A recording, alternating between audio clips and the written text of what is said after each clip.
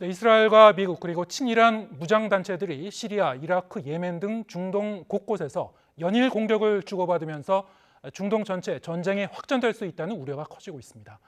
현재 중동 상황부터 전쟁의 향방은 어떠할지 성일광 고려대 중동 이슬람센터 연구실장과 함께 진단해 보겠습니다. 안녕하세요. 안녕하십니까? 네. 자, 지난 한 달여 동안 이스라엘, 미국 측 그리고 이란이 이제 지원하는 친이란 무장 세력들 간의 여러 가지 교전이라든가 공방이 이제 격화되고 있습니다만 최근 며칠 동안 더욱 더 좀 치열해지고 있는 것 같습니다. 네. 지금 상황 전반적으로 좀 진단을 해볼까요? 일단 전반적으로 긴장감이 훨씬 더 고조되고 있다. 예. 이렇게 말씀을 드릴 수 있겠고요. 가장 이제 눈에 띄는 것은 이란이 직접 미사일을 쏴서 시리아, 그다음에 이라크, 파키스탄까지 공격을 하면서 사실상 이제 지금까지는 직접 공격은 자제하고 있었는데요. 예. 그래서 아주 탄도미사일을 발사하면서 상당히 지금 긴장이 고조되고 있고 미국과 영국을 비롯한 이제 후티 반군을 막기 위한 다국적군이 또 후티를 지금 6차례, 7차례 계속해서 공격을 지금 하고 있는 상황이고요. 예. 가자 지구 하마스 전쟁, 가자 이스라엘과 하마스 전쟁 역시 끝날 기미가 보이지 않는. 그래서 전체적으로 지금 중동 지역은 작년보다 훨씬 더 긴장이 고조된 상당히 위험한 상황이다 이렇게 말씀드릴 수 있겠습니다. 예. 최근 한 1, 2주일 사이에 긴장 수위가 훨씬 높아지고 있다. 네네.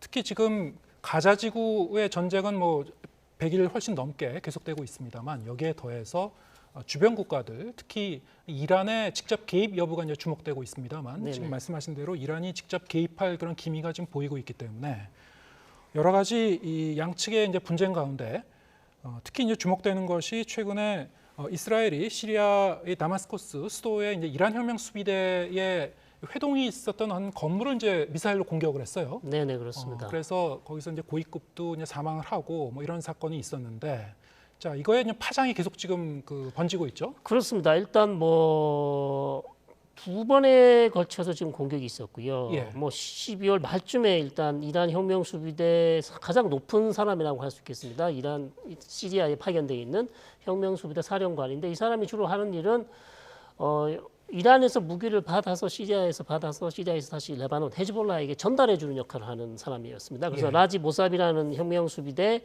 장성이 사망을 했고요. 엊그제 또 이스라엘이 또 시리아의 수도 다마스커스를 공습해서 또 다른 혁명 수비대 지도자가 또 사망을 했습니다. 예. 그렇기 때문에 이것은 사실상 이란에 대한 공개적으로 이란 혁명 수비대 사령관들을 암살을 했기 때문에 예. 모든 것이 다 이스라엘을 인정하지 않고 있지만 예. 대부분 다 이스라엘이 했을 것으로 추정하고 있는 만큼 이란은 여기에 대해서 반드시 보복을 하겠다는 그런 입장을 표명하고 있어서 향후 이란이 어떤 방식으로 보복을 할지 상당히 지금 주목을 해야 될 그런 점. 근데 이스라엘은 하마스와의 전쟁, 가자 지구에서 지금 계속되고 있습니다만 이 와중에 이란을 자극하는 이런 공격을 한 의도, 그것이 일단 좀 궁금합니다. 이스라엘은 어떤 의도가 있을까요? 네, 이스라엘이 왜 그러면 갑자기 가자 지구를 전쟁을 하고 있는 것은 알고 있는데 예. 시리아를 공격했을까? 시리아에 있는 이란 혁명 수비대. 이스라엘이 시리아를 공격한 것은 사실 어제 오는 일이 아닙니다. 이미 5년, 더 늦게는 7, 8년 됐고요. 왜냐하면 이란이 계속해서 시리아 쪽을 통해서 레바논에 있는 헤즈볼라에게 최신 무기를 계속 공급해 준다고 이스라엘은 믿고 있습니다. 예. 그렇기 때문에 향후 헤즈볼라와 전쟁이 일어났을 경우 이란이 보내는 최신 무기가 헤즈볼라 손에 들어가게 되면 이스라엘의 피해가 상당히 커지겠죠. 예. 그것은 미리 차단하기 위해서 무기가 들어오면 무기 전달하는 무기 수송 체계를 이스라엘은 끊임없이 시리아 내, 그다음에 레바논 내를 공격을 통해서 막아왔습니다. 네. 그래서 그 중에 지금 특히 이제 헤즈볼라와 지금 이스라엘이 또 무력 충돌을 하고 있기 때문에 이란이 계속해서 이제 무기를 더 보낸다고 믿고 있고 그렇기 때문에 이스라엘은 그것을 막기 위해서 이번에 시리아에 있는 가장 고위급 이란 혁명 수비대 사령관을 암살하는 그런 작전을 했다 볼 수 있는 것이죠. 네. 레바논 내에 이제 헤즈볼라와 이스라엘 간의 교전이 치열하게 지금 진행이 되고 있고, 그 헤즈볼라 측을 지원하는 이란을 이제 억제하기 위해서 네네. 이란을 이제 공격한 것이다. 그렇다면은 이란은 응징할 것이다, 강력히 응징할 것이다 이렇게 공언을 했습니다만 어느 정도 선에서 개입을 할 것 같습니까? 예측하기 상당히 어렵습니다. 이란은 일단 반드시 보복했다는 그런 천명을 했기 때문에 예. 어떤 수단을 써서 보복을 할 텐데요. 최근에 이제 이란이 이라크에 있는 모사드 안가를 공습을 했다고 본인들이 얘기했습니다. 네. 그래서 그런 방식의 어떤 자기들이 생각할 때 이란 주변에 파견 나와 있는 이스라엘의 모사드 근거지를 공격하는 방식이 있을 수도 있고요. 예. 또 해외에 나와 있는 이스라엘 민간인이나 이스라엘 고위급 관리들을 암살하는 방식도 이란이 항상 노려왔던 방식 중에 하나입니다. 그래서 그런 방식을 사용할 수도 있고 아니면 직접적으로는 아니고 헤즈볼라나 시리아에 있는 역시 본인들이 이란이 키워온 민병대를 통해서 좀 더 이스라엘을 더 압박하도록 공격을 더 강화하는 방법, 여러 가지 방법들이 지금 쓸 수 있는 수단들이 있습니다. 예. 이란이 최근에 이스라엘의 이제 정보기관 모사드 건물을 이제 공격했다고 말씀하셨는데 직접 공격이었죠. 네네. 그 건물은 이스라엘 영토 바깥에 있는 거였습니까? 그렇습니다. 이라크의 쿠르드 지역에 있는 모사드 안가라고 그렇게 이란이 주장했고요. 원래 이스라엘은 이라크에 있는 쿠르드족과 친합니다. 관계가 좋고요. 실제로 이스라엘이 쿠르드족에 무기를 준다든지 군사 훈련을 한다든지 그런 경우가 많이 있었고 이란은 그래서 의심을 하는 거죠. 이라크 아르빌에 있는 일부 쿠르드인들이 이스라엘 모사드와 결탁해서 이란 내에 사보타지 즉 테러를 한다든지 아니면 핵시설을 공격하는 그런 공격에 가담했을 가능성이 높다. 그래서 거기서 훈련을 받았을 가능성이 높기 때문에 우리는 에르빌 지역에 있는 특정 주택을 공격을 했다 이렇게 말했습니다. 이런 상황에서 또 이란은 파키스탄과도 최근에 무력 갈등이 있었습니다. 며칠 만에 양측이 이제 갈등을 이제 봉합하긴 했습니다만 파키스탄은 왜 공격했을까요? 또 이런 상황에서? 파키스탄은 사실 좀 의외죠. 예. 왜냐하면 중동도 아니고요. 좀 아프가니스탄 바로 옆에 있는 국가인데 내용을 좀 들여다보시면 사실상 파키스탄 쪽에도 있고 이란 내에도 있는 발루치라는 그런 소수민족이 있습니다. 예. 이 사람들은 파키스탄 내에도 분리 독립주의를 원하고 이란 내에서도 이제 자신들의 어떤 자치구역 독립을 원하는 그런 사람들인데 이 사람들이 또 강경한 사람들 일부가 조직을 만들어서 이란 내에서도 테러를 하고 파키스탄 내에서도 민간인 상대 아니면 군경을 상대로 무장 투쟁을 해왔기 때문에 지금 이란이 파키스탄 내 공격한 지역은 파키스탄 사람이 아니라 이란을 공격해온 발루치의 조직들이 있는 곳을 기지를 공격했다. 반대로 파키스탄은 이란 내에서 또 활동하는 발루치 조직인데 이 조직은 또 이란 국경을 넘어서 파키스탄을 공격한 조직 단체들을 공격했다 이렇게 얘기를 하고 있습니다. 그래서 서로가 아무래도 잘 알고 있는 그래서 서로 양해를 구하고 무력 충돌을 한 게 아닌가 그런 얘기들도 좀 나오고 있습니다. 그야말로 이제 중동 각지에서 동시다발적으로 이렇게 이제 무력 공방이 이제 진행되고 있고, 자 이런 상황에서 우리의 관심은 가장 큰 관심은 역시 이 기존의 전쟁이 가자지구 전쟁이 확전될 것인가 그거의 키는 일단 이란의 움직임에 있는 것 같습니다. 그런데 최근에 이란이 IS 이슬람 국가 테러 단체를 공격하면서 탄도미사일을 쏜 게 있었습니다. 최신 그 미사일을 이제 발사했다고 하던데요. 자 이것이 상당히 좀 주목되는 무기라고 하던데 여기는 어떤 의미가 담겨 있습니까? 네, 상당히 이번 미사일 공격에 많이 놀랐을 텐데요. 특히 이스라엘이 깜짝 놀랐을 것 같습니다. 왜냐하면 정보 분석으로는 이미 이란이 사거리가 1,500km, 2,000km까지 가는 탄도미사일을 이미 보유하고 있다는 점은 잘 알고 있었으나 저걸 실전에 사용됐을 때 얼마나 효과가 있을까라는 이제 의구심이 들었었는데요. 이번에 시리아의 이들립이라는 지역에 이란에서 쏜 지역에서 약 1,500km 정도 됩니다.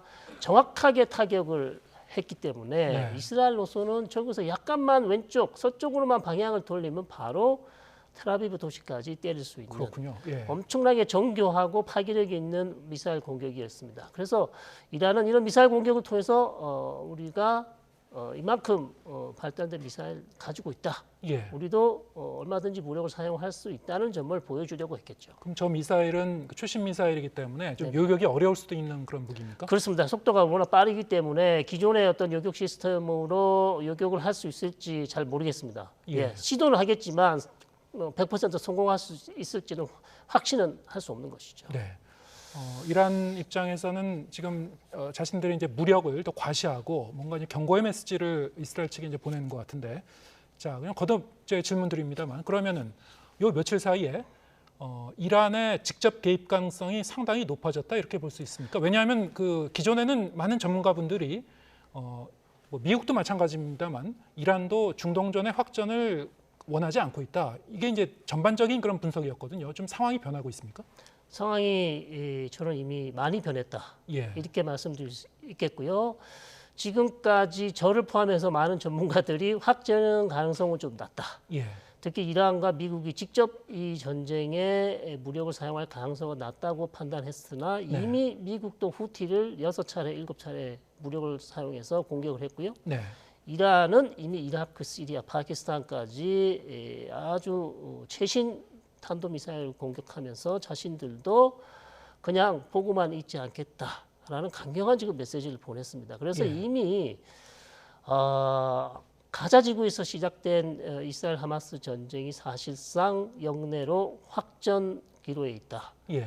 그럼 더 이상 확전되지 않으려면 저는 미국과 이란이 대화로서 푸는 방법밖에 없다. 그렇게 그렇군요. 생각을 하고 있습니다. 예. 자, 그렇다면 이제 가자 지구 상황을 좀 짚어보겠습니다. 전쟁이 시작된 지 100일이 훨씬 넘었습니다만 현재 가자 지구의 상황은 어떻고 저 인질들은 지금 상황이 어떻고 좀 짚어보겠습니다. 어떻습니까 지금? 가자 지구는 지금 상당히 어렵습니다. 이스라엘 측은 뭐 지금 108일이 지났는데요. 석 달이 넘었지만 여전히 아직 그 남부 지방과 중부 지방을 전혀 지금 점령하지 못하고 있는 상황이고요. 예. 북부 지방은 점령했다가 철수를 했는데 거기에 다시 하마스 군인들이 나와서 치안을 담당하는 모습이 보였습니다. 그래서 결국 하마스를 완전히 섬멸하겠다는 이스라엘의 목표는 사실상 실패로 돌아간 것이고요. 예. 인질은 여전히 130여 명이 지금 하마스에 잡혀 있는 상황인데 인질 협상을 계속 시도했으나 이제 실패를 했고요. 최근에 다시 이제 협상이 시작이 되고 있는 그런 모습을 볼 수가 있겠습니다. 예. 인질 한 130여 명이 아직도 남아 있을 것이다. 네. 이 중에는 좀 민간인도 물론 있을 것이고 군인도 있을 것이고. 네네네. 애초에 뭐 일부 민간인들은 석방이 된 적도 있었습니다만 네네. 왜 중간에 중단이 됐었던 건가요? 저는 그것이 이스라엘의 전략적인 아주 뼈아픈 실수라고 봅니다. 예. 왜냐하면 한 7일 정도까지 협상을 해서 하루에 10명씩 풀어주는 방식으로 협상이 잘 됐었는데 네. 거기서 이제 10명 저 누구를 풀어줄 것인가를 놓고 하마스와 이스라엘이 기싸움을 하다가 결국 협상이 실패되면서 인질 석방 협상이 중단되어 버렸죠. 사실상 예. 일주일 정도 하다가요. 그래서 저는 이스라엘이 그때 조금 더 양보를 해서 하마스가 군인들은 못 풀어주겠다, 여자부터 먼저 풀어주겠다, 여성들을 먼저 풀어주겠다고 했을 때 그것도 받아들여서 최대한 빨리 인질을 석방시키는 방향으로 갔었어야 된다는 말씀이죠. 예. 그렇지 않고 기싸움을 하다가 여전히 아직도 130여 명이 남아 있습니다. 그 중에 예. 벌써 한 20여 명은 사망한 것으로 판단되고 있어서 이스라엘이 좀 전략적인 실패다. 저는 그렇게 보고 있습니다. 네. 자, 그렇다면 네타냐후 총리, 이스라엘 정부의 의도는 무엇이고 전략이 뭔지 이제 궁금한데요. 지금 이스라엘은 가자지구 전쟁을 벌이면서 미군 측의 군사적인 지원을 받고 있습니다. 그런데 이 바이든 대통령과 네타냐후 총리 간에는 여러 가지 좀 의견의 그 차이가 뭐 공개적으로 노출이 되고 있어요. 네네. 이것도 상당히 좀 이상한 현상이긴 한데 어떻게 보시고 계십니까? 네, 그렇습니다. 어떻게 보면 바이든 대통령이 이 네타냐후 총리에게 좀 구박을 받는 게 아닐까. 그렇게 외교적으로 그다음에 군사적으로 정말 전쟁 초기부터 이스라엘을 최대한 할 수 있는 만큼 적극적으로 지지를 했음에도 불구하고 네. 전쟁을 끝내는 방식, 그다음에 전쟁 종료를 촉구하는 바이든 대통령의 요구를 네타냐후 총리가 사실상 거부하고 있고 네. 계속 미루고 있고요. 어떻게 보면 바이든 대통령이 네타냐후에게 끌려다니는 게 아닌가 할 정도로 상당히 외교력에 지금 치명적인 약점을 보이고 있습니다. 그 배경에는 바이든 대통령이 재선이 좀 불확실한 상황, 올해 이제 미국 대선도 있기 때문에 뭐 이런 정치적 배경도 좀 깔고 있다고 봐야 됩니까? 어떻게 글쎄요, 보면? 정확하게 저희들도 그 내용을 파악할 수는 어렵습니다만 예. 역시 뭐 대선이 지금 얼마 남지 않았고요. 네.